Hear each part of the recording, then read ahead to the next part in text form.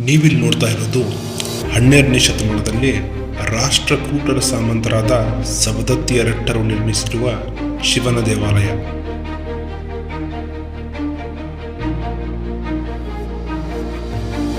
ಕಾರ್ತವೀರ ಎಂಬ ರಾಜನ ಅವಧಿಯಲ್ಲಿ ಈ ದೇವಸ್ಥಾನಗಳನ್ನು ಕಟ್ಟಲಾಗಿದೆ. ಎರಡೂ ಗುಡಿಗಳು ಒಂದೇ ರೀತಿಯ ತಳವಿನ್ಯಾಸ ಹಾಗೂ ವಾಸ್ತುಶಿಲ್ಪವನ್ನು ಹೊಂದಿದ್ದರಿಂದ ಜೋಡುಗುಡಿ ಅನ್ನುವ ಹೆಸರು ಬಂದಿರಬಹುದು.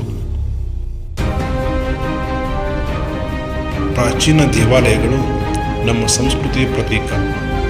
ಆದ್ದರಿಂದ ಇವುಗಳ ರಕ್ಷಣೆ ನಿಮ್ಮೆಲ್ಲರ ಆದ್ಯ ಕರ್ತವ್ಯ.